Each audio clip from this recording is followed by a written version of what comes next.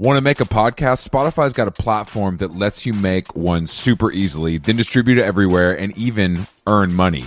We like that. All in one place for totally free. It's called Spotify for Podcasters, and here's how it works. Spotify for Podcasters lets you record and edit podcasts right from your cellular telephone or your computer, so no matter what your setup is like, you can start creating today. Then you can distribute your podcast to Spotify and everywhere else, those other places that podcasts are heard. Video podcasts are also available on Spotify, and when you want to take conversations with your fans to the next level, Q&As and polls are the best way to get them talking. With Spotify for Podcasters, you can earn money in a variety of ways, including ads and podcast subscriptions. And best of all, it's totally free, zero catch. We've been using it ever since we started How Long Gone. And ever since I discovered Spotify for Podcasters, I feel like having the option of turning off the Q&As and the polls on the user dashboard has really helped boost my creativity and take it to another level. I highly recommend giving it a try. Download the Spotify for Podcasters app or go to www.spotify.com/podcasters to get started.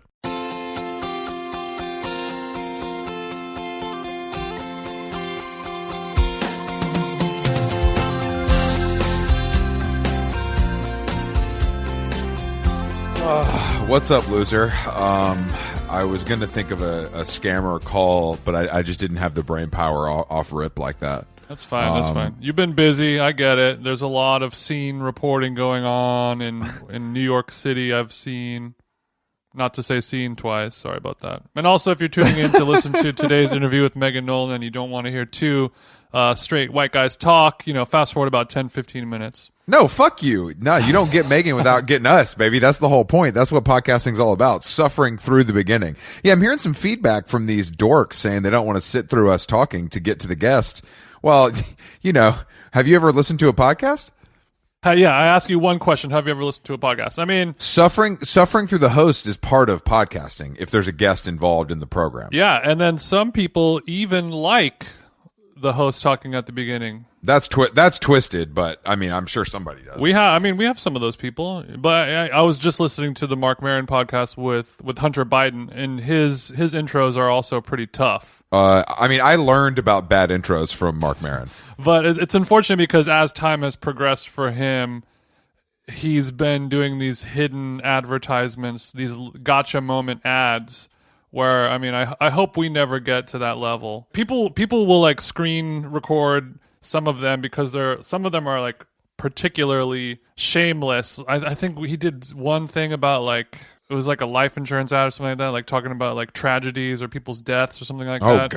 Oh God. Like the way that he tries to spin them sometimes is just like man, like you're a millionaire. Like you don't have to do. You don't have to do this. You don't have to do this. I mean, I feel like Maron is showing up and doing his job. I don't think he's really thinking too much. And I mean, but he gets handed a gym. I mean, I am deeply jealous of the Hunter Biden. Yeah, no shit. Guest spot though. What was it? Was it cool? Is that when he said he thinks he'd smoked Parmesan cheese with crack? Yeah, thinking it was crack. Yeah, but also, what crack addict who hasn't done that? I mean, hasn't had a Parmesan battle? If you haven't dropped cocaine in a couch and just snorted it from the couch, then you haven't lived. I've been there. Okay, like let's be real. I don't want to go the Hunter Biden route, but I've definitely snorted cocaine off carpet. You know what I mean? Oh yeah. The getting a nose full of a Wayfair couch is a rite of passage in certain circles, isn't it, Chris? Yeah, Jason. Of course, in the South we do things a little differently. You know what I mean? Yeah, I haven't finished the entire interview, but I mean, as bad as Hunter Biden's reputation has been sullied over the last number of months, he does seem like a guy that I wouldn't mind getting a beer with, not to make light of his addiction problems, but he sounds like kind of a fun cat. Sounds like a fun guy to get a beer with, or a strong cup of mud as well. That's fine. Of course. I think Hunter is actually. I think that this his scandal, quote unquote, is endeared him to a lot of people. I mean, I think it, of course, gives the Republicans some ammo, but I think among our demographic, he's considered a legend already. I mean, he also let's not forget he had sexual intercourse with his dead brother's wife, which is some wild boy shit. Yeah, I mean that is one that I'm sure a lot of people are trying to forget, but addiction makes us do some despicable things, doesn't it, Chris? I don't know what you're talking about. Your addiction to gains has turned you into a monster. What's a goon to a goblin type of scenario? Exactly. What is a goon to a goblin? I actually, speaking of gains, Jason, I did work with a new trainer here in New York, which was an exciting time for me. Hunter, if you're listening, avert your ears. No, Hunter knows all about him. I told Hunter about my New York side piece, and he was fine with it. But yeah, I did work out, and I'm go ahead, go hang out with one of those dog pound girls you always talk about.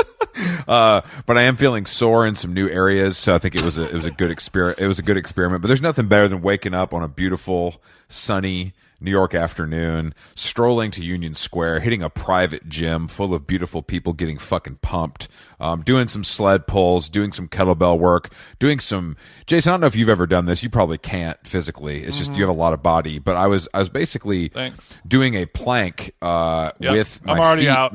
But go ahead. My feet are on sliders, and I'm just moving my arms for an ab workout, half of the length of the floor. I don't know if you can picture that. Wait. Your feet are on sliders, but you're moving your arms, or do you mean you're in the plank position and you're moving your feet around? No, I'm in the plank position. My legs do not move. I'm pulling myself across the floor with my arms only. Oh, got it. Is there a name for this medieval punishment? I need to ask Mike Bell what the punishment is called, but it was tough. And Mike Bell comes recommended. So it has a name. Great. Mike Bell comes recommended from my old shooter Nick Wooster, one of my favorite fitness enthusiasts. So it's been good to shout out to Wooster. Wooster's been training before me, so I get to tap in with him and have a nice little chat. He's going to Miami for the weekend. Enjoy yourself, King. Oh wow. But yeah, New York is absolutely on fire. But I'm ready to come back. I'm ready to come back, Jason. Really? I need to tap. I miss TJ. I need to tap in with TJ. Yeah, baby. Yeah, TJ's living it up over here. I need literally every day of the week on my calendar is a new activation, and I'm finding myself a little spun out. I'm suffering from social vertigo where I'm having to. Whereas before during the peak core, I had to stop and sit down and take a moment or two, make time to schedule social activities so I'm not just like a hermit, doing my same silly activities every day. And now it is the full reverse. I mean, I don't want it to come off like bragging, like I have too many things to do and too many friends to hang out with, but I'm having to be like, all right, I can't go out to dinner and have my cheeky little martinis literally 6 days a week. That's just not, especially while I'm on the disabled list. Yeah. I mean, that's not going to help your waistline, which is my main concern, of course. My waistline is fucked up right now. It really? I'm bursting at the seams. No, it's not that bad. I'll reschedule the photo shoots. We have some old pics to pull from, maybe. Yeah, I like to have fresh content. But I obviously we have something to work around. Well, luckily I can hit Yayo and see what he can do. As long as we have fresh updates on the Facetune app, I'll be okay with that, I suppose. You'll be able to do that. So your social calendar. So your social calendar is just too packed. Can you fit me in? Is there going to be time for you to cook for me? I mean, is it just you, or do you have any other? What else you got? That's kind of what I'm asking. So you're saying that at this point, your co-host and best friend is gonna have to stack the deck to get some personal time with you because your schedule is full of influencers and other VIPs. No, I'm not saying that, but more so what's your June looking like is kind of where we're at. Okay, well, yeah, we can if you wanna that's like me calling you one day and you forwarding me to your assistant or something. Sheila, can we make time for Chris? He's an old friend. Thanks. There's too much eating going on, Jason. I think that's the issue. I'm worried about the drinking, but I'm also worried about the... No. I agree, but unfortunately for me right now, the only, social activity going on is visiting restaurant, I don't have any desire to go to a bar and just sit there and get drunk, I don't know why. You're not going to hit the smog cutter for some PBRs? I think the smog cutter closed. I do. I know. I did. Thank God. I was just trying to think of the dirtiest LA dive bar that I've ever been in, and think of you in there, daylight peeking through those famous TJ dark circles just really glowing. I mean, we could have said cha-cha or something like that, but yeah, like I think especially during quarantine, where the backyard hang at your friend's house, where everything it's like it's a peaceful, controlled environment. Yeah, there's the natural wine is always flowing. The Persian cucumbers are always there to be nibbled upon. You don't have to wait in line for a bathroom. Everything that you want is at your disposal. You've created this thing, and I have a little bit of separation anxiety from those pleasantries that I've grown accustomed to. I understand, Jason, especially, I mean, obviously you're not as hydrated as me, but the way I've been going through this water, I'm always in need of a bathroom, and walking around Lower Manhattan, there's not many available under normal circumstances, but during the COVID-19 pandemic, it's impossible. This sounds like the real reason why you need to come back to LA. It's true. I need access to a restroom at all times for my hydration. Nobody talks about the dark side of Gallon Boys, all of your potty problems. No, the Gallon Boys Reddit is unfortunately positive. Mostly people are a little, they're feeling a little sheepish about sharing their stories, but I'm hopefully going to be able to pull that out of some of the members of the Hive. It's time to normalize squirting off in public. I agree. And I'm just the cat to do it. I agree. That is, and I today, Jason, I was able to visit Abrazo for the greatest coffee in New York City. So I'm feeling, that's the nice thing about podcasting in New York, is that I feel this, I'm because of the time difference, this is my afternoon coffee time. Oh, okay. So I'm a little bit more gone off the bean than normal. You're a little seasoned. You've been up a little bit longer, but you have not crashed though. You don't really crash, do you? I do crash. I'm a napper, but it's more of a 10-minute lie down, usually caused by an intense workout that I just need a second. Have a quick cheeky little wank, pull up a YouTube cooking video, 10 minutes later you're up and you had them ready to go. You know what I can say safely, which is going to be funny to you. I don't think I've ever watched a YouTube cooking video, even for just pure entertainment. That doesn't really come as a surprise to me, honestly, because if it's not entertaining, it's informative, and you're not entertained by that, and you definitely have never been like, all right, like I got a big dinner party coming up, I need to figure out how to make this beef Wellington the right way. Like that's never been something that's come across your desk. No, it has not. No, and the YouTube is just so good for many other things. You know what I mean? Have you ever? What do you remember ever cooking a thing? And like making a sandwich doesn't count, but like, do you remember the last time you cooked a thing? I would say five years ago, I did get pretty good at a soft scramble. Okay, that's not easy. A Balthazar baguette toasted with a soft scramble. I would put a little chive on top to really finish it. Just because that's simple doesn't mean it's easy, right, Chris? Exactly. Yeah, exactly, Jason. Exactly. Yeah. Yeah, and I hope to never do that again, as long as I live. So I hope I got it out of my system. Okay. And I can continue to patronize local businesses and support restaurants. And oh yeah, that's what it's all about, baby. Yeah, you already know. And when do you leave? Tonight, right after this fucking podcast. Damn, hopping on that ready. On that note, we should introduce our guest. Wow, I can't believe that. It's already, isn't it crazy? Isn't it crazy, bro? Our guest today is an Irish writer who lives in London. Megan Nolan is her name. Her debut novel, Acts of Desperation, is in stores now. I read it last week, and it is fantastic. Mm-hmm. And she seems like just a fun gal, to be honest with you. She does seem like a fun guy. even though the themes of the book are pretty dark, we're talking about loneliness, we're talking about sadness, we're talking about relationships gone wrong. Hey. In my small interactions with her and following her on social media, she seems upbeat. So let's we're crossing the pond, which I love when we do that, TJ. Jason is here, Megan is here. What's going on, guys? How are we? I'm feeling good. I've got a vodka soda lime on the go, so that's exciting. Vodka soda lime on the go. That's good, because in America you would maybe say a vodka soda with lime, and you take the with out, and I want to start doing that, but I don't know if I can pull it off just yet. Yeah, it's very efficient. What time is it over there? It's 8 p.m. here. Okay, and you're in Ireland? No, I am from Ireland, but I live in London. Okay, got it. Okay. Much like me in Atlanta, she had to graduate, move to the big city. Exactly. Well, I moved to Dublin after school, so that was my first big city transition. I had lived in a very small town before that called Waterford. And then I did it again, age 25. Wait, what was that? What was that city called? It's called Washed? Ridge? It's called Waterford, but because I speak quite badly, it sounds like Washford when I say it. So that's a combination washing machine and refrigerator? Yeah, exactly. You're on the cutting edge of kitchen technology. I like that. I didn't realize we were getting that kind of Well, information. you guys today. know Waterford Crystal, right? We do. Yes. Is that from your? That's where it comes from. Damn shit. What a point of pride! I'm happy that you have a pillar for us to kind of point to.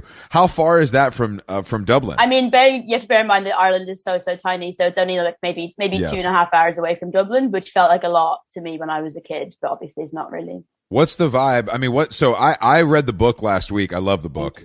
And I want to ask you a question though quickly, because I find this happens to me a lot when I read a book that I like. I kind of get choked up reading the acknowledgments. Mm-hmm. Yeah. I don't know why. I literally was on the plane because I was coming back from San Francisco and I was finishing it. I'm like, I'm getting misty at this isn't even the good part. This is the acknowledgments. Why, well, Chris, what's wrong with you? But that happens to me like pretty often. Yeah. Is that strange, or is that something that you felt before too? I often go straight to the acknowledgements, see what the vibe of the author is, And I wrote mine before I'd finished writing the book as a sort of impetus, like a bit of a treat for myself, to keep on working on it. I love giving myself a treat. When Jason does that, it's usually like a donut or a cookie. Mm-hmm. This guy loves an acknowledgement. Well, was there something specific about the acknowledgements in Megan's book that got you a little misty? Honestly, no. It's just like I just know how hard it is to do it, and to write a book, and I just think that they feel very real to me. It feels like a very authentic. Like, thank you. It's not like a flippant, like, oh yeah, thanks for your help. It's like, no, you dealt with me for like 4 years while I talked to you about this, or you were my reader, or whatever it was. It feels like those relationships are very real. It's not like, just want to thank my parents. It's a little deeper than that. No, fuck those guys. Just the real crew. It did make me laugh that I managed to get like serious publishers to print the word Taddy Heads, which is the name of my group chat. Because Taddy is a kind of lager in a particular pub chain in England. So at some point we started like semi-ironically calling ourselves the Taddy Heads, and then that's our group chat name, and that got in the book, which made me really happy.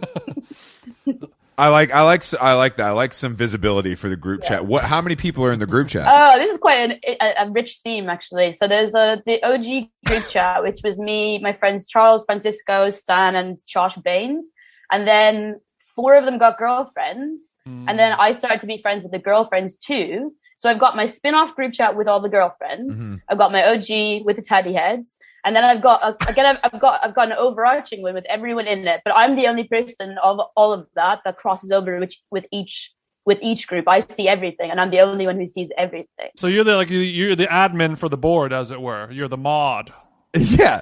Yep. You're the mod. That's too much visibility for me. I don't think I want to do that. That puts you in a precarious situation. Does the Lasses Only group chat have an equally great name as Tatty Heads? It's called Pink IPA for girls, God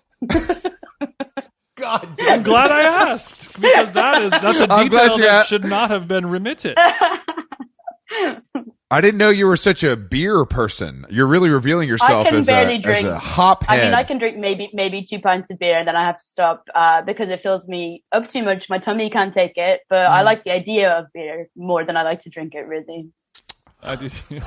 I don't think I even like the idea. During my days, I had a rare beer. I always felt it was just a slow path to the result I was trying to get. That's how I feel it. You know what I mean? It's like a waste of calories, and it doesn't really get you there very quickly. Yeah. Well, you say it like a slow path is a bad thing, Chris. Some folks like us like a nice slow path. Ease into it. Jason, I understand. That's why I can't do it anymore, and you can. I obviously don't have the ease into it gene. You know what I mean? That's not really my thing. Interesting. I see. It is cool that you got the group chat, that recognition. I'm sure they were all very excited when they checked the. They were very happy. Yeah. Yeah, and I also feel like the editor. I mean, they have to let that in. They don't even know what it is. It's not like they're. They can't. In like 100 years, when we're all dead, someone's going to be reading your book and be like, "What's a group chat?" Where do you live in London? I live in Camberwell, which is southeast. It's not a very hypey place. It's like a nice, sleepy, cute neighborhood, but it's not like exciting here really. But I love it. Why does everybody in London? Do you have roommates? No, I live alone now. Thank God. Oh my God. You're the first person I've ever met that lives alone in London that isn't like a person with a family. Yeah, I mean, I could only. I was actually going to move away from London. Literally 2 months before I got the book deal, I was planning to leave because I couldn't stand to live with roommates anymore, and I wanted to. Because I couldn't afford to live alone in London, I was going to move to like this little sleepy seaside town. But then I got the book deal, so I could afford to live on my own for a bit. Maybe not like that long, but like a couple of years anyway. What else did you buy with the? Come on, let's talk advance, baby. Sure. Did you get a Bugatti, a Lambo truck? Like, what did we get? A new chain?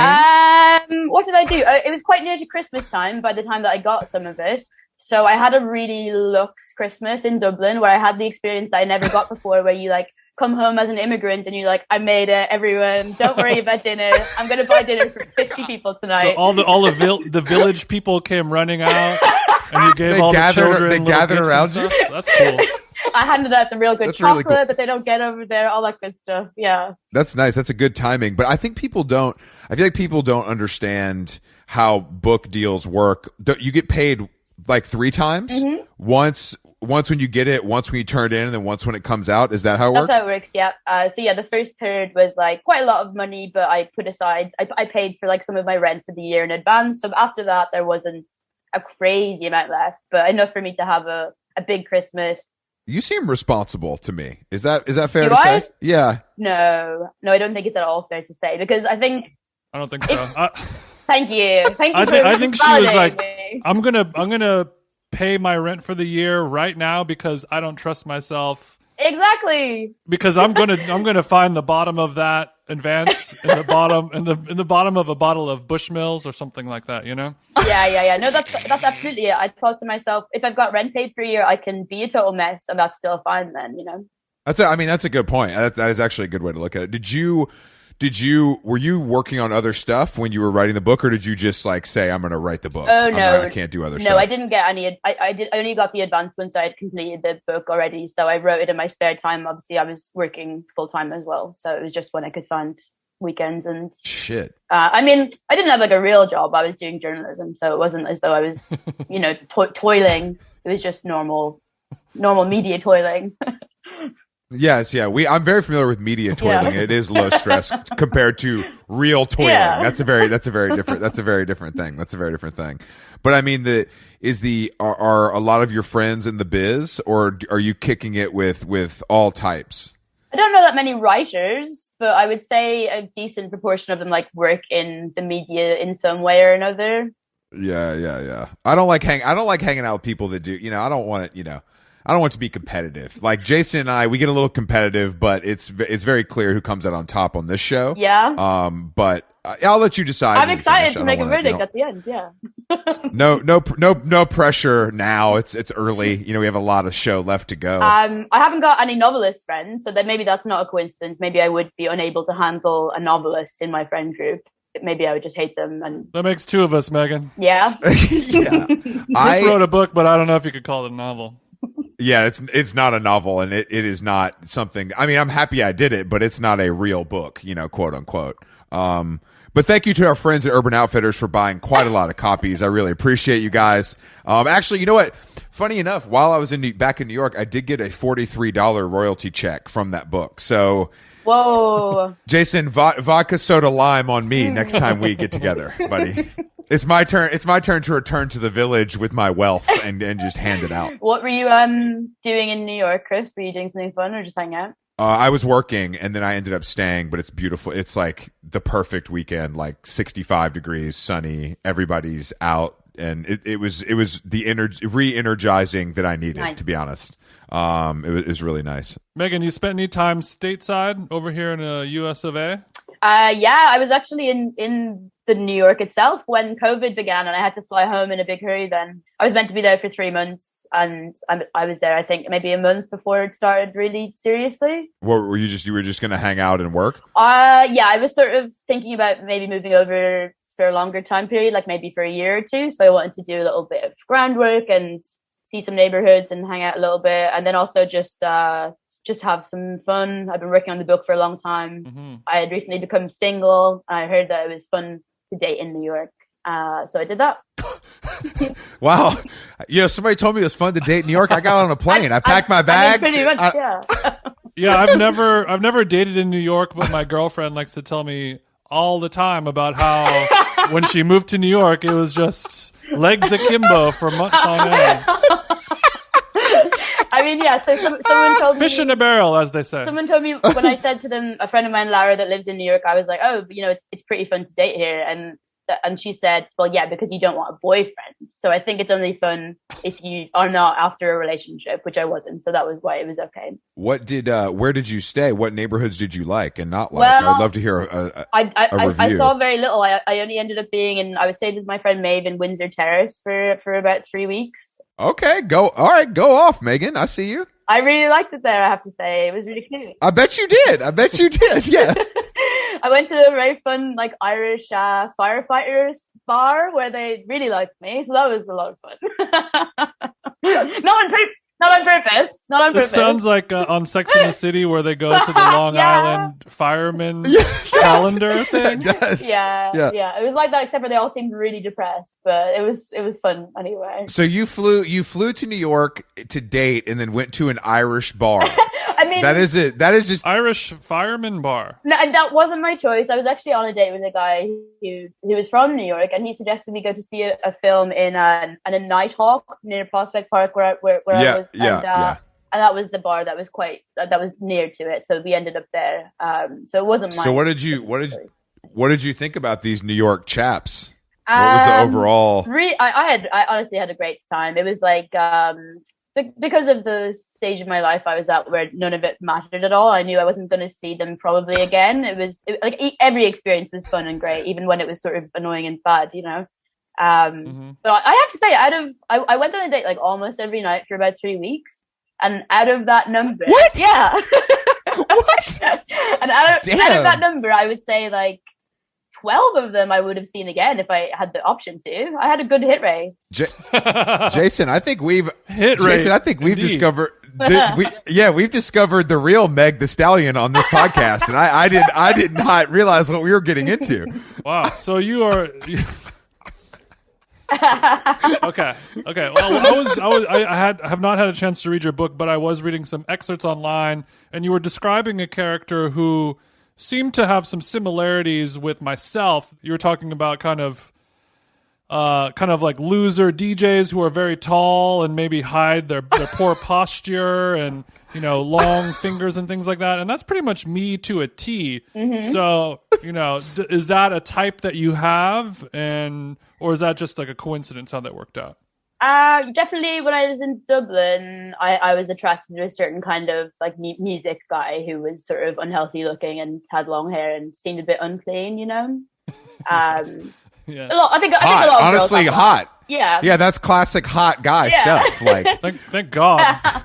Yeah, that's that. I'm into that too. I mean, who isn't into that? That's an archetype. There's a key for every filthy lockout here, isn't there? Mm-hmm.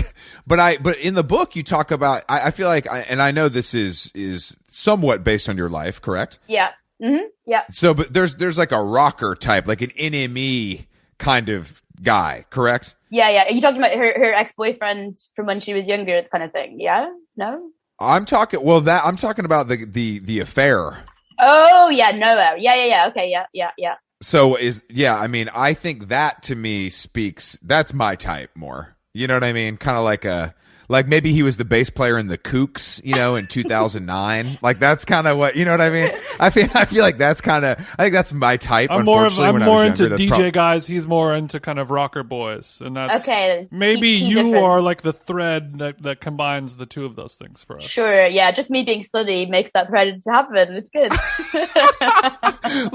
Look. No one said the word slut on this podcast. We're obviously a pro slut sex podcast here, of course. But I did. Going on a date every night for 3 weeks is impressive. It was pretty insane behavior, I have to say, in retrospect. And when COVID happened, I was like, maybe it's a good thing that COVID is happening, because I would have tried to continue to do this for 3 months. I don't know if that was possible, you know. God intervened, but I feel like that is actually an interesting way to see New York. I feel like it was really good. Yeah, it was super good. I saw lots of like nice little bars that I never would have otherwise, I think. From an experience perspective, I feel like everybody's trying to like impress you, so they're doing something interesting which you probably wouldn't have had access to, otherwise, just because. Let me show you my New York, Megan. That's what these fellas would say. Exactly. I assume. Exactly. And boy, did they. And they all knew that I was leaving in 3 months, and I was Irish, and I was very wide-eyed about New York, so they had a good time, showing me the little spots. It was good. Does the accent work with fellas? Did the Americans really take to it? I mean, less than I would have liked, to be honest. But nobody was like approaching me in the street going like, oh, say that again. Are you Irish? Which I was very disappointed by. But that sound. What is that sound? That's I mean, I feel like it would work because I don't hear a lot of that. We unfortunately hear a lot of Australians, which we obviously hate. Yeah. And then we hear, the odd British, I was with a guy yesterday, my friend Dean, who has the most pleasant, like slow kind of British speaking voice that is just entrancing. But I hadn't heard an accent that really took me like that in a long time. Yeah, I had one nice exchange with the guy who we had a date, and this is gonna make me sound very bad, but I gone on like one of the more boring dates that I had there, and it lasted like 90 minutes, and it was boring and done then. And then afterwards, I was on my way home and like swiping away, looking at Tinder, and then was chatting to some guy, and he asked me what I was doing, and I said, I've just been on quite a boring date, and then he said, do you want to go on a good date, like right now? So then, this is so sick. This is so good. Then we went out, and then we had this quite fun time where he was like, show me the Tinder profile of the guy that you just went out with who was boring. Oh, no. And then I did, and then he said, you've got a fetish for Jewish guys, because he perceived this man to be Jewish, and he was Jewish himself. And I said, that's not very fair. You've only seen 2 people that I've gone on dates with. And he said, no, don't worry. I've got a fetish for Irish girls, so it's fine. Oh, fetish. So I thought that was interesting. Yeah. This guy's a real slick talker, huh? Yeah. He had a lot of good lines. So now we know the real reason why you went to New York. Yeah, I need a break from my book. I understand. I need a break too. I need a break too. And my break also involves a lot of Jewish men, but for different reasons. So I totally get your type. So Megan, after this last year, you have there's COVID, there's a success. Has your outlook on these social interactions changed since like the Megan from a couple years ago, maybe? I think like from living alone, I'm less tolerant of other people in general, and I'm a bit less willing to spend time with people who I'm not really, really crazy about, maybe. So I think that's maybe I've noticed in myself since things have started to open up a little bit. I'm less like open to wasting my precious time with people unless I really think I'm going to get a lot of pleasure from it. Yes, and that can be from a friend or a family or a penis. Yeah. I'm not talking about sex. I'm just talking about, things that actually make your day a really good day. Chris and I were just talking about that on our intro, about how now that things are opening back up, I feel like I'm much more picky and choosy about the things that I would do. Whereas before, if anyone said like, hey, do you want to go get dinner? I'm like, oh, dinner at a restaurant? That sounds amazing. Let's do it. And now I'm like, I'm really into just staying at home and doing nothing. And I don't know if that's healthy or not. Speaks for yourselves, guys. I was in New York all weekend, fucking spreading with the homies. So you guys can be you guys do all that you want and leave the socializing to a real fucking pro. Okay. I mean, yeah. In fairness, the bars haven't reopened here yet, so I don't really know if that's going to bear out in reality. So we'll see. It's soon, though, right? It's soon. They open the outdoor stuff on next Monday, and then it's another like month or so until indoor things open. So the pubs are going to be absolutely rammed. Yeah, I got some bookings made. You have to book everything now, which is a bit of a bummer, I find, but it's fun. Yeah, like to make a reservation to go drink at. Oh wow. Yeah, I kind of like that though. You do? Why do you like that?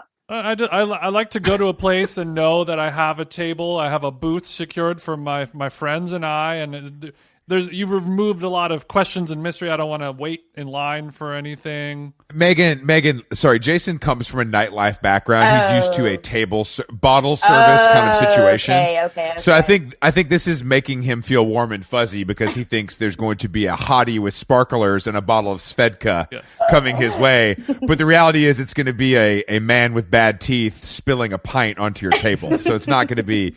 It's not the same experience. I have to make sure a few things, the set and setting has been prepared for me before I ever hop in the lift or the sure. Uber. Yeah, the ambience, of course. Yeah. I've worked too hard, you understand.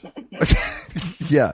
Well, I mean, you seem like much like us. You're very experienced with nightlife. Would you agree? Yeah, except for that I'm just really lazy about like clubs. I don't really do that anymore. But I go out a lot.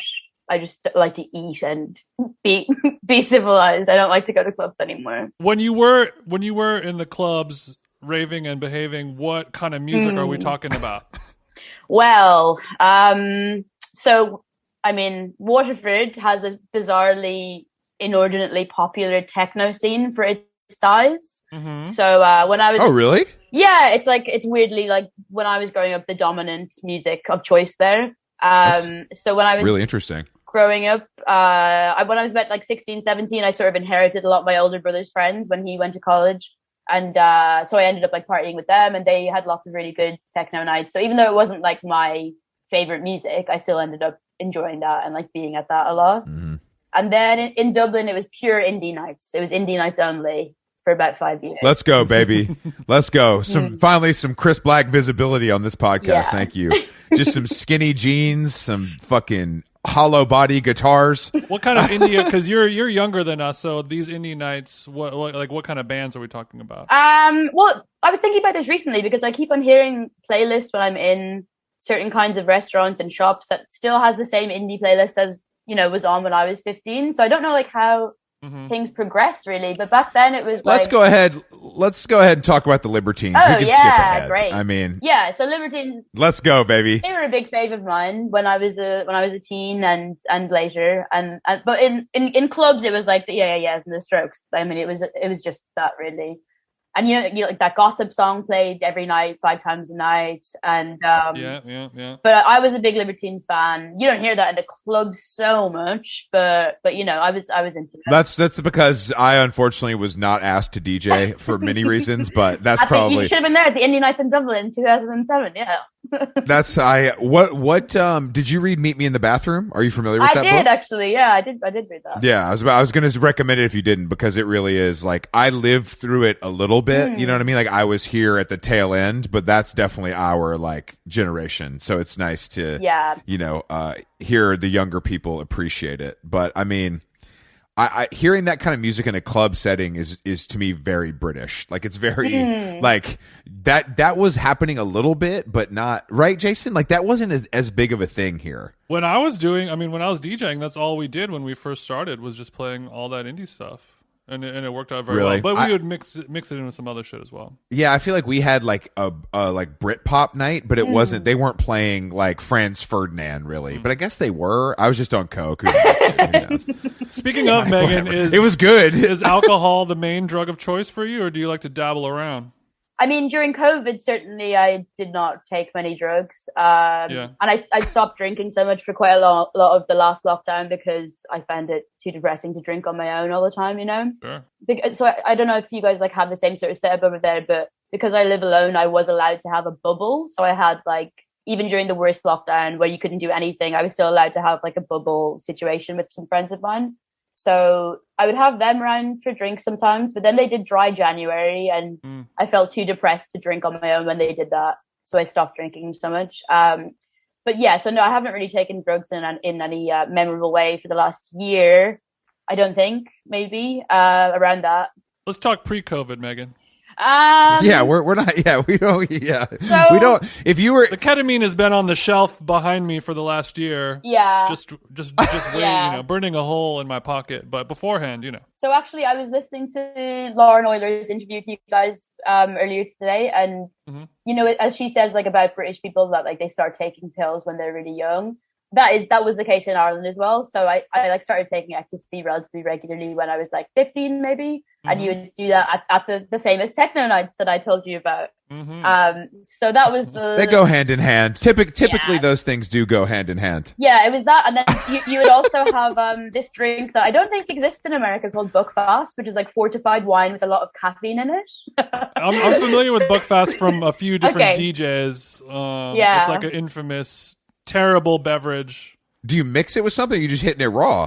You just drink it. I think it's like maybe like 15-16%, but because I have so much caffeine in it, it makes me feel really insane. So that's a good one to give you a heart attack. It's kind of like a homeless man's Red Bull and vodka. Yeah, that's it. Yeah. Although it did become like too expensive for me to buy at some point, so I don't know what happened there, but a well-to-do transients. Yeah, exactly. Yeah. But yeah, so when I was a teenager, it was only ecstasy. There was never anything else in my life for quite a long time. There was not any really, nobody did cocaine that I knew until I moved to London, really. And then for me, I get like horrifically bad depression after I do ecstasy now, so I can't really do it anymore. Yep. And then for that reason, at some point I was like, oh, maybe I'll try to take some cocaine because maybe that won't make me so depressed. I like where your head's at, Megan. A doctor. Not the first person to try that strategy. Something to do that actually, and I like the journey that you're on. I love this journey that you're on. So I did that for a bit, but I never buy it. I just take it from my friends. So I don't buy it, sweetie. I don't have a problem. I would never buy it. Yeah. I would never buy it. No. I mean, I've like given someone 20 quid when they've given me a line sometimes, but. Mm-hmm.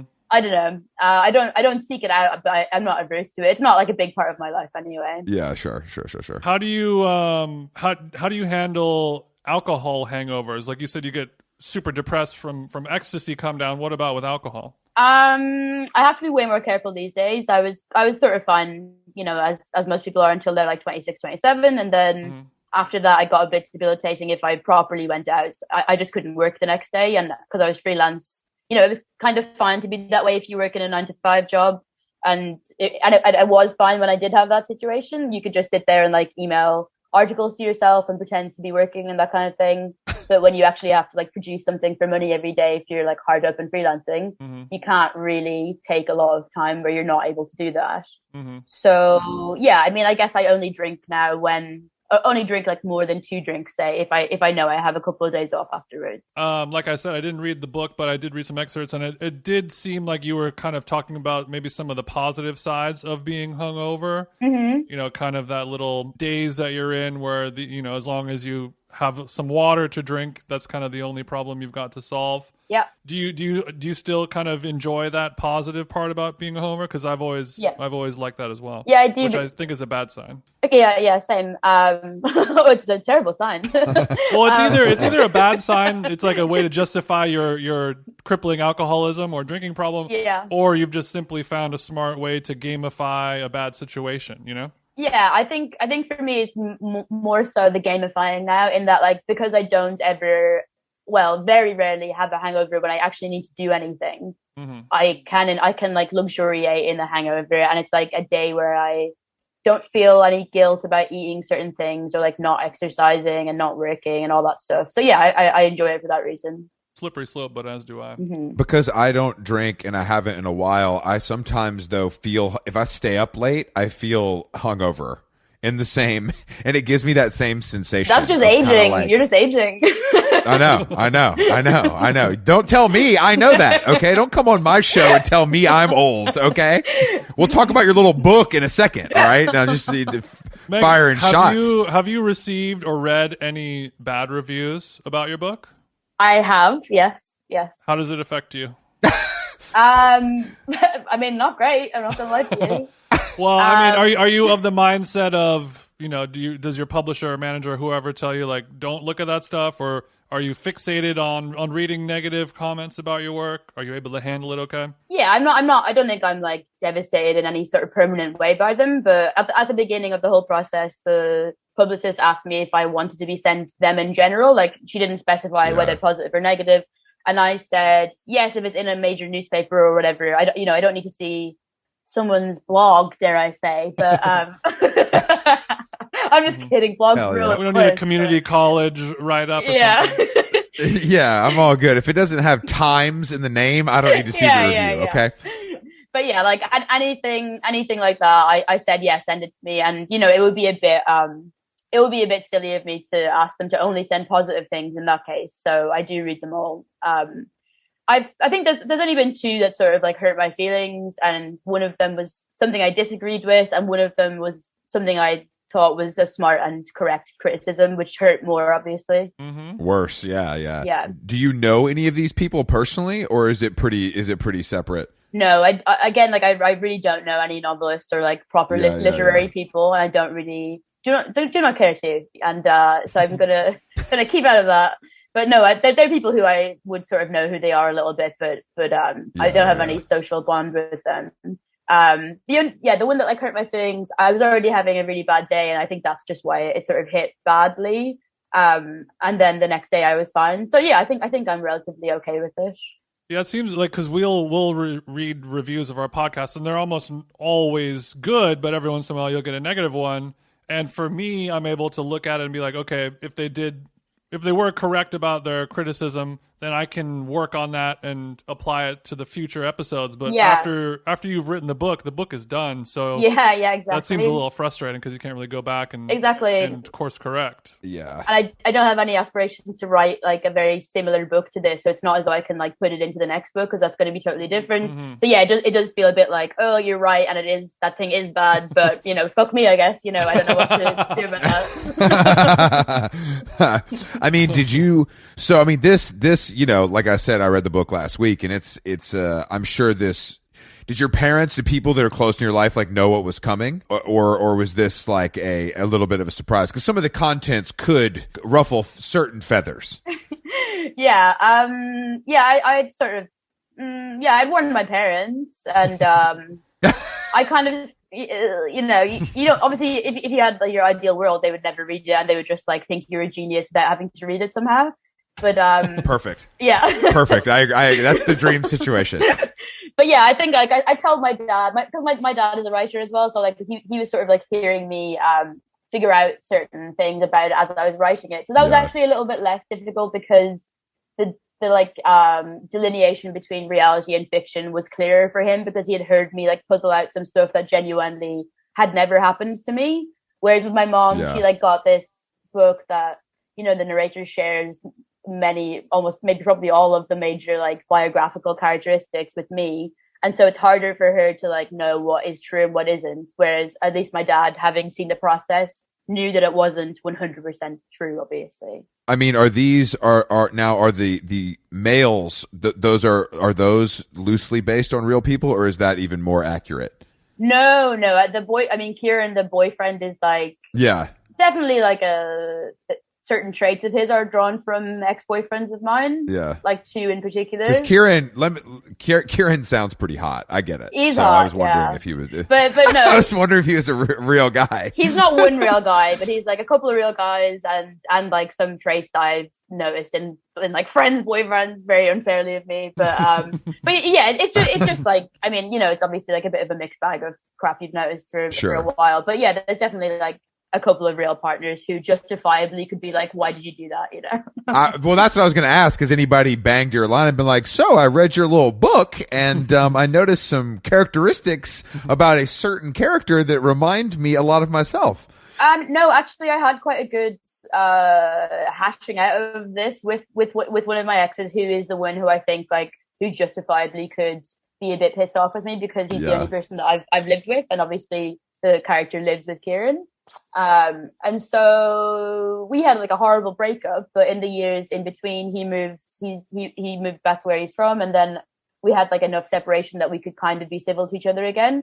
And he's a writer, and he like is quite good about me being an asshole about this stuff, basically. And even if he disagrees, he kind of thinks and lets is not too precious about it, and says like, do what you want, and it's not my business anymore, basically. Megan's gonna Megan. Damn. Yeah, exactly. Yeah, exactly. You got it all. I mean, I think though, like you're saying with your dad and with him, if they're both writers, I think they probably understand the process a little bit more, and probably in their own have done this similar, pull from their own lives as well. It's impossible not to, really. Yeah. So I think they probably understand it more than a layman would, Mm-hmm. I had quite a funny conversation with a friend of mine who he featured in someone's novel once, and I think it wasn't the most flattering portrayal, and I asked him if he minded, because I was thinking about that question about my own ex-boyfriends and work or whatever, and he was like, no, what are you talking about? Obviously it rules to be in someone's novel. Like, that they bothered to think about you for more than 5 minutes is great,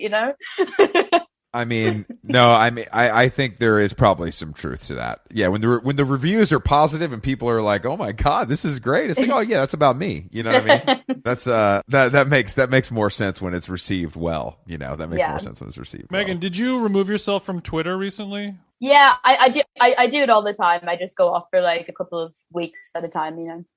Okay, and when you go off, that means you temporarily deactivate the account. Exactly, and then I just come back before the 30 days have elapsed. Okay.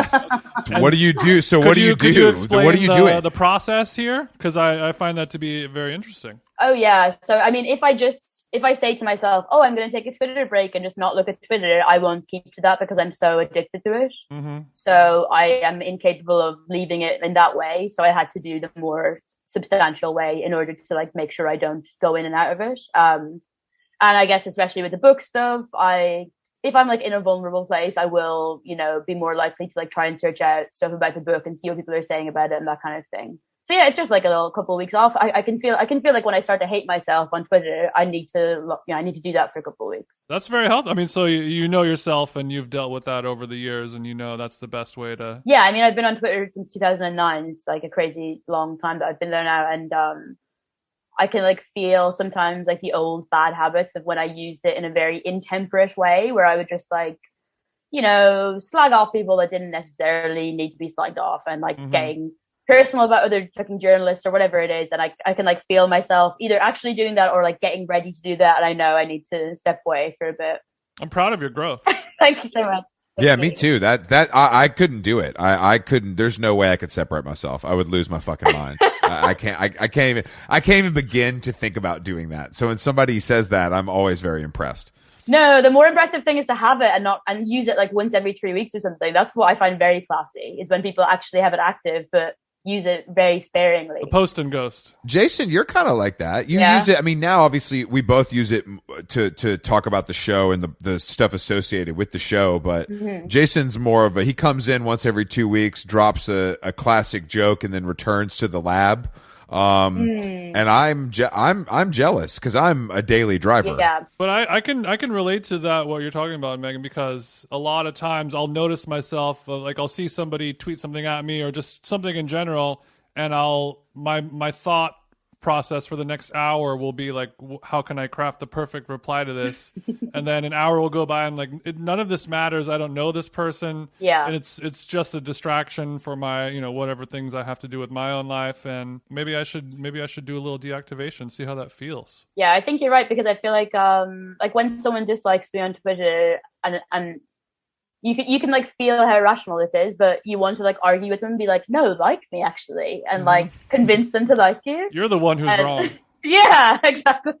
And like, it's not someone like making up a lie about you. It's someone being like, I find that person annoying, and I want to argue with that, which is not a doable action. So yeah. But you see some people who have made careers off of arguing with people on Twitter, and that's, you know, a form of entertainment that people will follow and tune into, which I guess, you know, is a little dark. Chris may fall into that category, sure. No, I think that somebody told me a long time ago that the key to being successful on Twitter and being funny is just don't punch down. You know, and I think that's good advice. It's like if you're making fun of celebrities and things that are almost innocuous, then you will succeed. Once you start getting into things that feel just like genuinely mean, that's not gonna end well. Taking a cheap shot at the handicapped or something like that. Yeah. Or I mean, but I think the political sphere in America this year changed all of this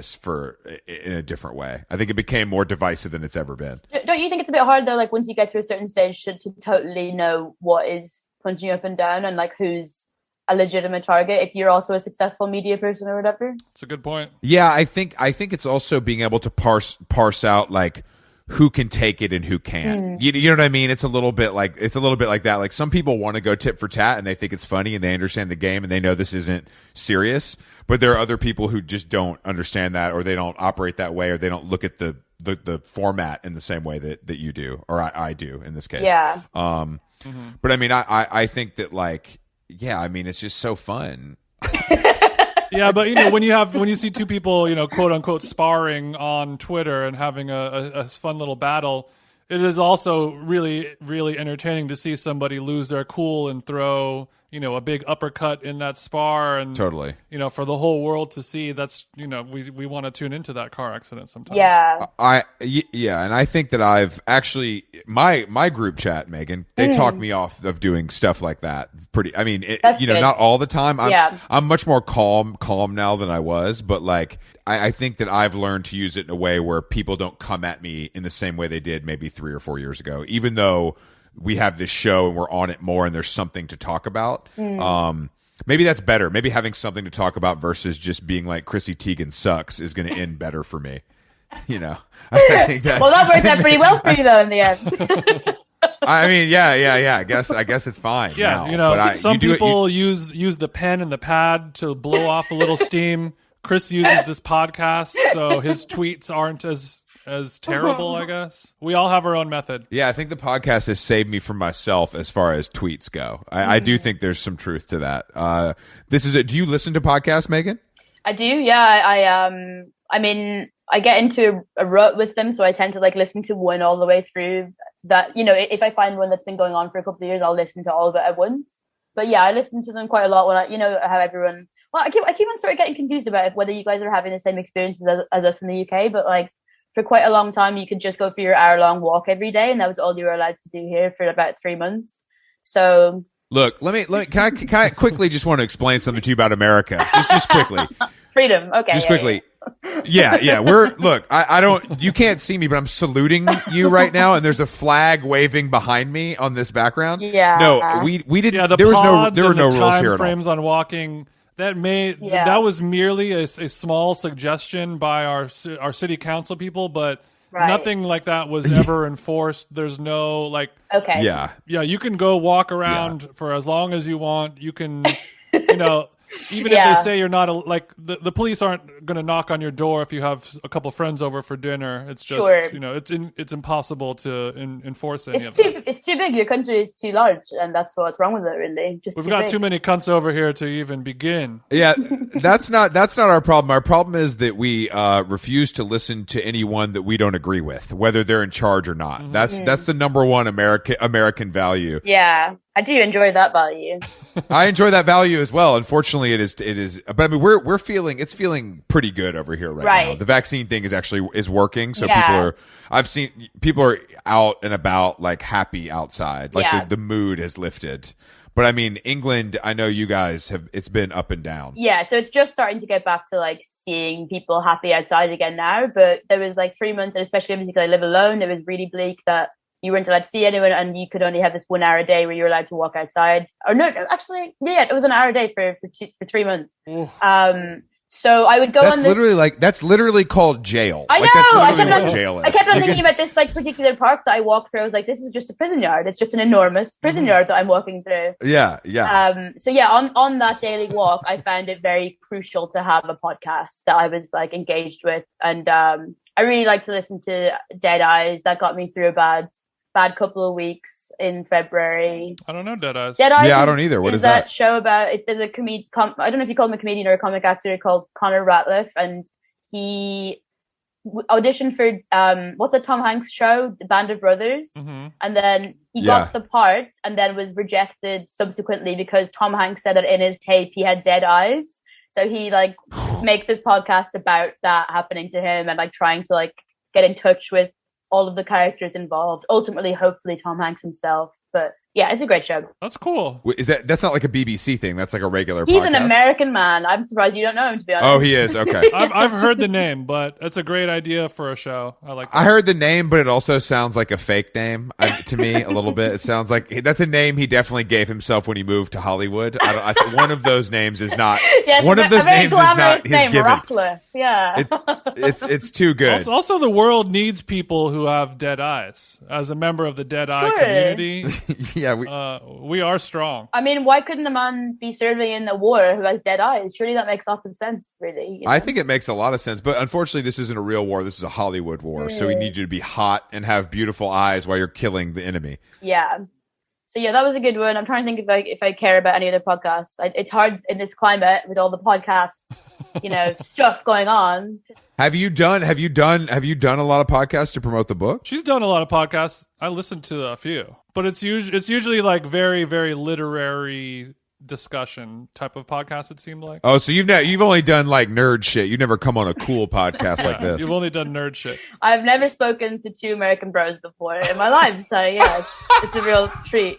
I believe that is a lie. That is a lie. You've never spoken to two American bros with a microphone in front of you. Yeah, but yeah, I've done a couple. I haven't. I find like interviews a little bit stressful and hard, so I haven't like really thrived in a lot of the podcasts. I feel like sometimes if they ask me something a bit intrusive or personal, it totally throws me off my guard, and I end up making a total mess of it. But yeah, it's been okay. I know the book, I feel like I saw it a lot and I heard about it a lot, but maybe that's because I was tapped in with you and like paying attention. But was there a piece of press that you felt really captured everything? Like really, like they understood you and it was in a big place and you were really proud of it? Like, did that happen? Yeah, there's a couple of really, there was actually loads of really great things, but the one that I really liked recently was this Philippa Snow wrote one in the New Republic, and that kind of was the best one for me. And there was another in the LA Times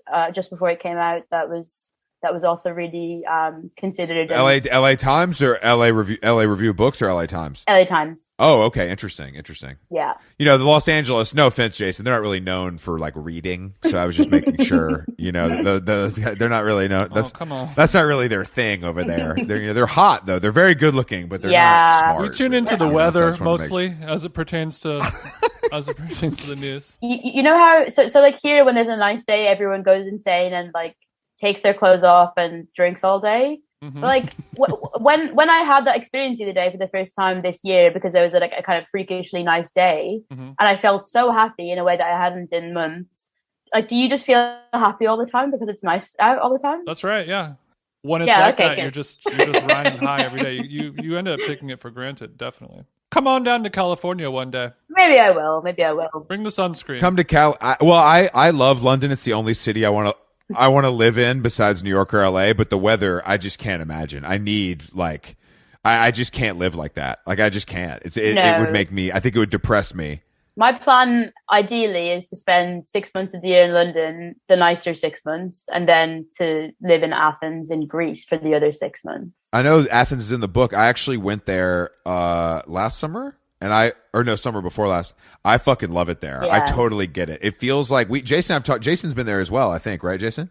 I DJ'd there. I went there during some tumultuous times. There are definitely buildings on fire and shit when I was there. Yeah. It feels like dangerous in like a sexy way, kind of. I can't explain it. Yeah. Like I love the way it feels and the way it looks. And I have a couple friends there that showed us around. And like, I just feel like people always go to the islands or the coast, but I think Athens is like a necessary stop. What do you love about it? The feta. I'm not even a big fan, I mean, I can take it or leave it, truly. No, I think there's like a really good attitude to work there, I find. Like people don't really like live to work there in the way that they do in London and New York and other places that I might potentially live. And I appreciate that. I don't like to work. I would work as little as possible for the rest of my life if I could financially. Let's go. Park life, baby. Yeah, exactly. Park life, truly park life. You and Jason have a lot in common. I'm glad that you guys met. Yeah, aside from the book deals, we're pretty much identical people. Exactly. Besides the respect from the literary community, I see a lot of similarities here. Well, speaking of that, has your book been optioned for a film or television show yet? I actually can't talk about that. Can't talk about that? Take that as a maybe. Okay, well, if it were to be, hypothetically speaking, dream scenario, it gets optioned for film or television. Yeah. Do you already have any musical cues or songs picked out in your head? Yeah. Yeah, there was a couple of really cringe, in the first draft of it, there was a couple of really cringe references to songs. There still is one cringe reference to a Bob Dylan song in it, but I left that in. I had to eliminate like 3 others while I was trying to make it into an actually good book, I can recommend recommend a song, but I don't know if you heard this band Oasis. They have a song called Wonderwall that I feel like could work pretty well in there. So just something to think about. Also, another cheap one to get on there. It should be yeah, it's cheap. Yeah, that'll be super affordable. Well, I mean, are there people you've dreamed of actor wise too? Like who's playing who? You know, in your dream world. Adam Driver, maybe. Oh no, Adam Driver is definitely Kieran is Adam Driver 100%. You're not a Driver fan. Oh god, I love him so much, but no, he would not be Kieran. Oh, okay. Kieran is like, why not? Because Kieran's like got like translucent, pale Danish skin, and he's blonde, and he's very delicate. And Adam Driver is like, a solid tree trunk guy. Look, he's a solid man, isn't he? Hollywood. Look, he could take a punch. Adam Driver for the right price, Megan. Adam Driver could transform for you. He could do this. He could go full Christian Bale, lose 100 pounds. We dye his hair. It's no problem. Yeah. I don't know what we could do about that nose, unfortunately, but otherwise we could figure it out. Okay, well, if you had to pair Kieran with an actual actor, do you have one in mind? Just to paint the picture for us readers out there. Sure. Do I have? I mean, I don't have one in mind. I'll be totally honest. That's fine. I'm trying to think. What about Alexander Skarsgård? Yeah, I wasn't adapting it into a movie in my head as I went along. That was my mistake. You're not. See, that's why I know you and Jason are like. You're not about your money. See, that's what I would have been thinking the whole time. Where can I work Brad Pitt into the money, this? Once you go down the true path, Chris, the money comes to you. You don't have to seek it out. I understand. Alexander Skarsgård, if he was, again, I feel like he's too hunky. He's like too broad, and I feel like Kieran to me is quite a slender man. If the Skarsgård could be given some type of ailment that makes his bones more brittle, that would be nice. Okay. Yeah. It sounds some type of autoimmune disease. Yeah. I'm not trying to. I would hate to lose my partner, but it sounds, Jason. Honestly, it sounds like it could be you. I can show you some photos of me when I was 23. I had long hair. It's all there. Well, Kieran is 30 in the book, so it's not such a stretch. All right, so unfortunately, Megan, Jason's actually 40 and he looks 43. We're gonna move on from this. But he is 6'9". Wow. He's very, very thin. He's very thin, and he does have a little Latinx blood in him, which he loves to talk about. But I think if he went to Dublin for a little while, the LA tan would fade. Yeah. He'd pale out. Yeah, he'd pale out real quick. And he paling out. And he loves a pint. He loves a pint. So just something I want you. And he's much cheaper. I would be negotiating with you, so it'd be much cheaper than like a Hollywood actor.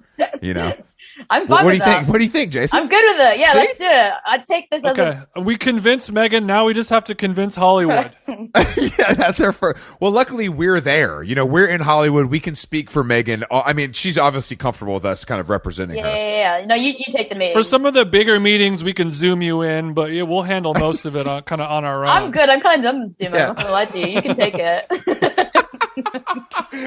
You're like, I'm really sick of this. Actually, if you guys want to run with it, by all means. God bless. God bless. You're lucky I agreed to do this podcast at all. So, well, congrats on not getting your book optioned for a film or television program. Thank you. Maybe we can get it turned into a podcast. Strike one, strike two, see what happens. I mean, I did try and listen to the audiobook recently, which was a very strange experience. Who read it? Did you? No, I didn't. No. Okay. I smoke, so I would have run out of breath every 2 minutes or so. So that would have not been a fun way to listen. Damn, I knew you were cool. I knew you were cool, Megan. Megan, do you smoke indoors? Do you smoke in the flat or no? In the flat when I'm really pissed, but otherwise no. Pissed as in angry or as in drunk? Really drunk. Got it. Really drunk. You have to kind of specify over here across the pond. Of course. Sorry, we have an American. Our listenership is heavily American, so we wanted to. Of course. And this is, I mean, you probably don't know this, but this is an Anglophile podcast. So Jason and I are very up on the slang, but some of our listeners are just not quite as plugged in. I have that problem with an Irish term that when I use it here it means drunk. So in Ireland, if you say, "Oh, I feel wrecked," it means you feel tired, whereas here they think it means very drunk. So sometimes I've been like, "Oh, I was so wrecked yesterday,and someone would be like, "What? Why?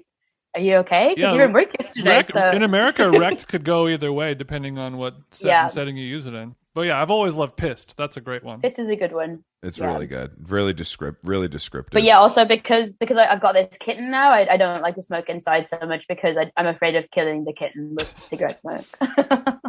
or at the very least, giving it cancer. Yeah.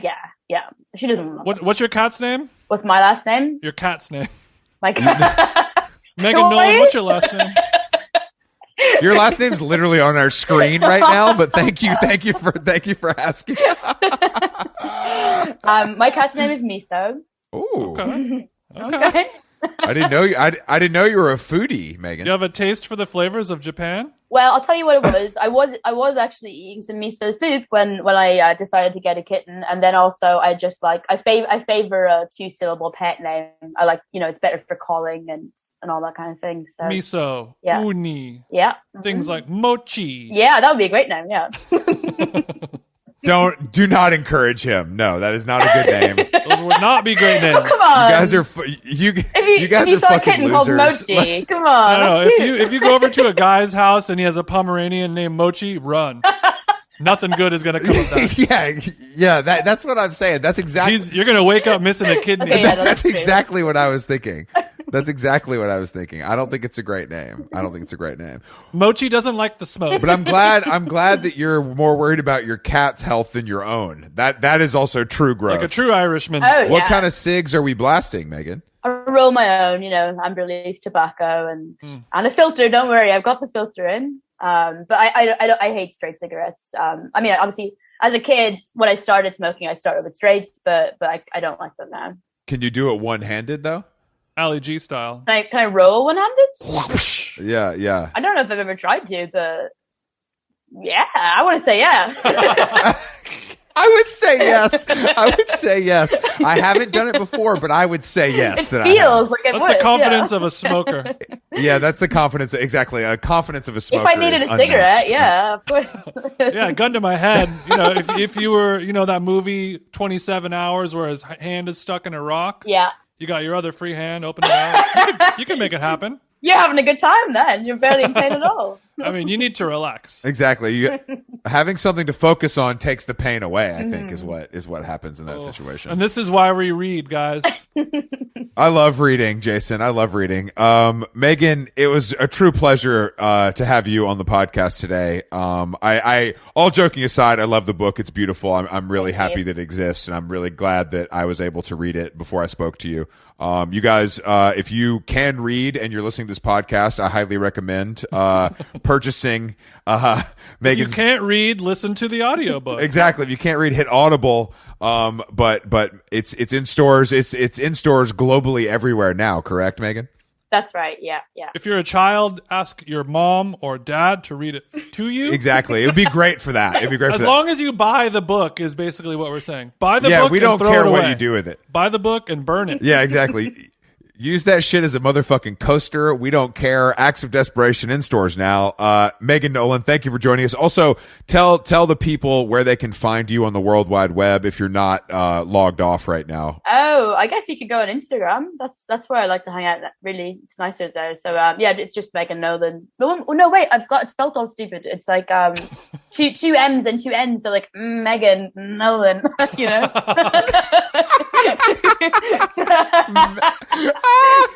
I like that. I like that a lot. Thank you for saying it like that. I'll never forget. Thank you for saying it like a Jewish robot. Really brought it home. Yeah, I really did. I'll never forget. All right, yeah. So you guys buy the book, Megan. It was a pleasure. Thank you. Enjoy your evening, Thanks. And we will talk to you soon. All right, thanks so much. Bye. Bye. Did you see the stylish kids in the riot? Shoveled up like monks at the night on fire, wombles bleed, truncheons and shields. You know I cherish you, my love. But the rumors spread nasty disease around town. You cut around the houses with your trousers down, a head rush.